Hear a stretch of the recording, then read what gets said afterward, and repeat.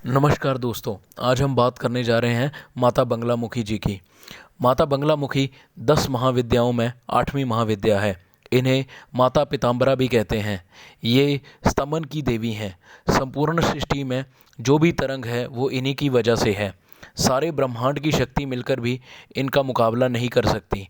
शत्रुनाश, वाक सिद्धि, वाद विवाद में विजय के लिए इनकी उपासना की जाती है। इनकी उपासना से शत्रुओं का स्तमन होता है तथा जातक का जीवन निष्कंटक हो जाता है। किसी छोटे कार्य के लिए 10,000 तथा असाध्य से लगाने वाले कार्य के लिए 1,00,000 मंत्र का जाप करना चाहिए। बगलामुखी मंत्र के जाप से पूर्व बगलामुखी कवच का पाठ करना अति आवश्यक है। स्वरूप नवयौवन है और पीले रंग की साड़ी धारण करती हैं। सोने के सिंहासन पर विराजती हैं। 3 नेत्र और 4 हाथ हैं। सिंह पर सोने का मुकुट है। स्वर्ण आभूषणों से अलंकृत है। शरीर पतला और सुंदर है। रंग गोरा और स्वर्ण जैसी कांति है। सुमुखी है। मुखमंडल अत्यंत सुंदर है जिस पर मुस्कान छाई रहती है जो मन को मोह लेता है। व्यष्टि रूप में शत्रुओं को नष्ट करने की इच्छा रखने वाली तथा समष्टि रूप में परमात्मा की संहार शक्ति ही बंगला है। पीताम्बर विद्या के नाम से विख्यात बगलामुखी की साधना प्राय शत्रु भय से मुक्ति और वाक सिद्धि के लिए की जाती है। इनकी उपासना में हल्दी की माला, पीले फूल और पीले वस्त्रों का विधान है। महाविद्याओं में इनका स्थान 8वां है। देवी भुज चित्रण ज़्यादा आम है और सौम्या या मामूली फार्म के रूप में वर्णित है। वह उसके दाहिने हाथ में एक गदा जिसके साथ वह एक राक्षस धड़क रहा है, जबकि उसके बाएं हाथ के साथ अपनी जीभ बाहर खींच रखती हैं। इस छवि को कभी कभी स्तंभन अचेत करने के लिए शक्ति या चुप्पी में एक दुश्मन को पंगु बना एक प्रदर्शनी के रूप में व्याख्या की है। यह एक भूस बगलामुखी भक्तों जिसके लिए उसकी पूजा करता है।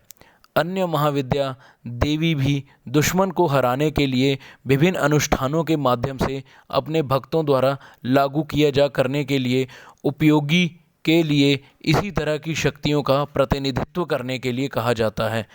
बगलामुखी पीताम्बर या ब्रह्मास्त्र रूपनी भी कहा जाता है और वह इसके विपरीत हर बात में बदल जाता है।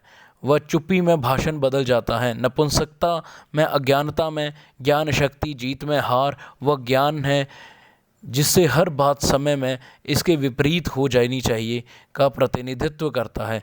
दम दम के बीच अभी भी बिंदु के रूप में वह हमें उन्हें मास्टर करने की अनुमति देता है। सफलता में छिपा विफलता दिखने के लिए मृत्यु जीवन में छिपा हुआ है या खुशी गम में छिपा है, उसकी सच्चाई से संपर्क करने के तरीके हैं।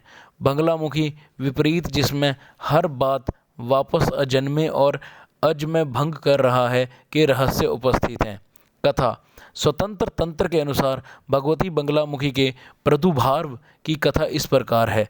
सतयुग में संपूर्ण जगत को नष्ट करने वाला भयंकर तूफान आया। प्राणियों के जीवन पर संकट को देखकर भगवान विष्णु चिंतित हो गए। वे सौराष्ट्र देश में हरिद्रा सरोवर के समीप जाकर भगवती को प्रसन्न करने के लिए तप करने लगे। श्री विद्या ने उस सरोवर से बगलामुखी रूप में प्रकट होकर उन्हें दर्शन दिया और विध्वंसकारी तूफान का तुरंत स्तमन कर दिया। बगलामुखी महाविद्या भगवान विष्णु के तेज से युक्त होने के कारण वैष्णवी है। मंगल युक्त चतुर्दशी की अर्धरात्रि में इसका प्रादुर्भाव हुआ था। श्री बगलामुखी को ब्रह्मास्त्र के नाम से भी जाना जाता है। श्री बगला